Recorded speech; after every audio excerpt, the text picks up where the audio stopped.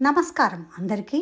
శ్రావణ పౌర్ణమి సందర్భంగా మనం ఆచరించే కొన్ని విశిష్ట పండుగల విశేషాలను పంచుకుంటున్నాం.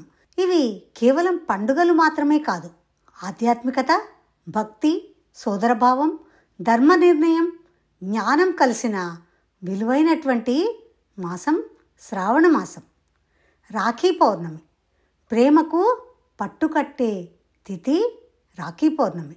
ఇది అక్క చెల్లెళ్ళ, అన్నా తమ్ముళ్ళ బంధానికి ప్రతీక. రాఖీ అంటే కేవలం దారం మాత్రమే కాదు, రక్షణకు ప్రతిజ్ఞ.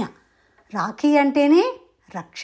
ఒక సోదరికి సోదరుడు నీ కష్టసుఖాల్లో నేను ఉన్నానంటూ చేసే వాగ్దానం. తన అన్నదమ్ములు ఉన్నత శిఖరాలకు ఎదగాలని, ఆయుర ఆరోగ్యాలు ఐశ్వర్యాలతో విలసిల్లాలని ఆడపడుచు దీవించే సందర్భం. రాఖీ అనగానే ప్రతి ఆడపిల్లకు సంతోషాల పండగ. ఆమె తన అత్తింటి నుండి పుట్టిల్లు చేరి రక్షణ కట్టి ఆశీర్వాదాలతో పాటుగా బహుమానాల్ని అందుకుంటూ, అలాగే అన్నా తమ్ముల అభయహస్తాన్ని అందుకుంటూ ఉంటుంది. అనుబంధాలను సూచించే పండుగ రాఖీ పండుగ. ఈ రాఖీ పౌర్ణమిని జంధ్యాల పౌర్ణమిగా కూడా చెబుతూ ఉంటారు. ఉపనయనం జరిగినటువంటి వారు శ్రావణ పౌర్ణమి రోజున తమ గాయత్రిని, జంధ్యాన్ని మార్చుకుంటూ ఉంటారు. అంతేకాకుండా పురాణాల ప్రకారం మహాభారతం, రామాయణం అన్నిట్లో కూడా రాఖీ పౌర్ణమికి సంబంధించిన అనేక అంశాలు ఉన్నాయి. మహాభారతం ప్రకారం ధర్మరాజు రాజసూయ యాగం చేసి మొట్టమొదటి తాంబూలాన్ని శ్రీకృష్ణుడికి ఇవ్వాలని అనుకున్నాడు. అతడు తాంబూలమంతా సిద్ధం చేసుకొని ఇచ్చే సమయంలోపట ఆ సభకు ఏతించినటువంటి శిశుపాల మహారాజు అతడిని నిందించడం మొదలుపెట్టాడు. కానీ శ్రీకృష్ణుడు ఎంతో సహనంతో ఆ నిందలన్నీ భరిస్తూ కూర్చుని ఉన్నాడు. దానికి గల కారణం శిశుపాలుడి తల్లి శ్రీకృష్ణుడికి మేనత్త.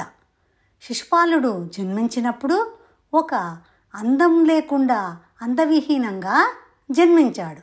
అప్పుడు ఆమెకు అశరీరవాణి ఏం చెప్పిందంటే, ఎవరైతే శ్రీకృష్ణుణ్ణి మొట్టమొదటిగా ముట్టుకున్నప్పుడు అతడు అందంగా తయారవుతాడో అతడి చేతిలోనే మరణం సంభవిస్తుంది అని చెప్పాడు. అలా ఒకరోజు శ్రీకృష్ణుడు అత్త దగ్గరికి వెళ్ళినప్పుడు శిశుపాలుని తన చేతిలోకి తీసుకోగా అతడు అందంగా తయారయ్యాడు. అది చూసినటువంటి తల్లి ఎంతో సంతోషించింది. కానీ శ్రీకృష్ణుడి చేతిలోనే మరణం ఉందని తలుచుకొని ఎంతో బాధపడుతూ శ్రీకృష్ణుడిని అర్థించింది. ఎలాగైనా కాపాడు నా కొడుకును అంటూ.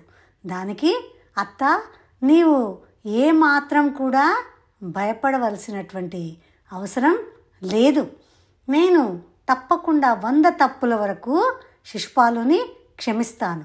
101వ తప్పు మాత్రం నేను కాయలేను అంటూ ఆమెకు వాగ్దానం చేశాడు. అలాగే శిశుపాలుడు ఎంత దూషిస్తున్నప్పటికి కూడా శ్రీకృష్ణుడు ఎంతో సహనంతో భరించాడు. 100 తప్పులు దాటి 101వ తప్పు మొదలు కాగానే శ్రీకృష్ణునిలో ఆగ్రహం, కోపం, ఆవేశం కట్టలు తెంచుకుంది. వెంటనే తన సుదర్శన చక్రంతో శిశుపాలుని తలను ఖండించాడు. ఆ తలను ఖండించే సమయంలో సుదర్శన చక్రం శ్రీకృష్ణుని చిటికన వేలికి గాయం చేసి రక్తం ధారగా కారడం మొదలుపెట్టింది. అక్కడ ఉన్నటువంటి వాళ్ళందరూ కూడా ఏదో ఒకటి చేయాలి అనే ఉద్దేశంతో పరుగులు పెడుతూ ఉన్నారు. పక్కకే ఉన్నటువంటి ద్రౌపదీదేవి మాత్రం శ్రీకృష్ణుడికి తన చీర చెంగును చించి కట్టుకట్టింది. అప్పుడు శ్రీకృష్ణుడు ఆమె యొక్క సోదరి ప్రేమకు ఎంతో మెచ్చుకొని ఆమెకు వాగ్దానం చేశాడు. తర్వాత కూడా నీకు ఎప్పుడు కూడా ఒక సోదరుడిగా నీకు నేను అండగా ఉంటాను అంటూ. అలాగే దుశ్శాసనుడు నిండు సభలో ద్రౌపదీదేవి యొక్క చీరను లాగినప్పుడు ఆమె ప్రాణాన్ని, మానాన్ని కాపాడి ఒక సోదరుడిగా ఆమెను రక్షించాడు. ఇది ఒక కథ. ఇంకొక కథ, దేవతలకు రాక్షసులకు ఎప్పుడూ యుద్ధం జరుగుతూనే ఉంది. ఇంద్రుడు దేవతలకు రాజు. ఆ ఇంద్రుడు రాక్షసులతో యుద్ధం చేసినప్పుడు అతడు భరించలేక ఓడిపోయి పారిపోయి అమరావతిలో తలదాచుకున్నాడు. అతని భార్యకు ఈ విధానం నచ్చలేదు. భార్య పేరు ఇంద్రాణి.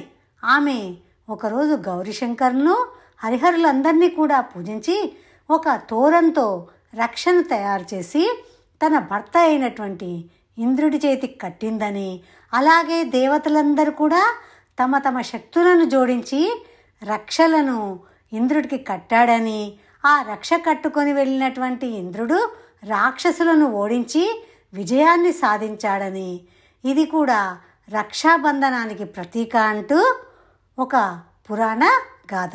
ఈ కథలో భర్తకి భార్య కట్టిందే రక్ష. ఇలా అనేక రకాల కథలు ప్రచారంలో ఉన్నాయి. పూర్వకాలంలో తక్షశిలా నగరాన్ని, అంటే మనకు స్వాతంత్రం రాకపూర్వం, పురుషోత్తముడు పరిపాలిస్తూ ఉన్నాడు. అలెగ్జాండర్ గ్రీక్ దేశస్థుడు, మెసెప్టోనియా నగరానికి రాజు. కానీ అతడికి ఒక కోరిక, జైత్రయాత్ర చేసి ప్రపంచ విజేత కావాలని అతడి యొక్క కోరిక. ఆ సమయంలో కూడా అలెగ్జాండర్ భార్య అయినటువంటి రొక్సానా పురుషోత్తముడికి రాఖీ కట్టిందని, ఇలా మన దేశంలో రాఖీ మొదలైందని కూడా అనేక కథలు ప్రచారంలో ఉన్నాయి. అదేవిధంగా హయగ్రీవ జయంతి, జ్ఞానస్వరూపుడి ఆవిర్భావం. హయగ్రీవుడు అశ్వముఖంతో ఉన్నటువంటి శ్రీ మహావిష్ణు అవతారాల్లో ఒకటి. జగత్తుకు జ్ఞానాన్ని బోధించేవాడు హయగ్రీవుడు. అసురులు వేదాలను అపహరించగా హయగ్రీవుడు అవి తిరిగి తీసుకురావడం కోసమే అవతరించాడని చెబుతారు. ఈరోజు విద్యార్థులు హయగ్రీవుని ఆరాధించాలి తప్పకుండా. ఎందుకంటే చదువు జ్ఞానం కోసం.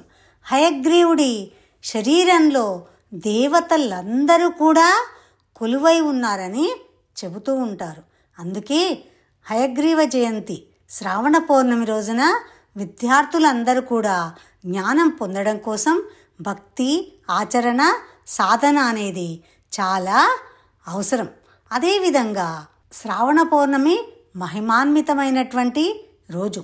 ఈరోజు పవిత్రమైన ఉపనయన సంస్కారాలకు, వేద విద్యా ప్రారంభానికి, పితృతర్పణానికి, వ్రత దీక్షలకు, రుద్రాభిషేకానికి కూడా చాలా విశేషమైనటువంటి రోజు. ఈ రోజున అందరూ శాంతియుతంగా ఉండి అనుబంధాలను, ఆప్యాయతలను పెంచుకుంటూ అనురాగంతో అన్నదమ్ములకు రక్ష కట్టి సోదరికి వారు కూడా రక్షగా ఉంటూ జరుపుకోవలసినటువంటి సంతోషాల సంబరాల పండుగ రాఖీ పౌర్ణమి. ఈ రోజున శాంతి, ప్రేమ, భక్తి, జ్ఞానం, రక్షణ అనే 5 మార్గాలను చూపారు.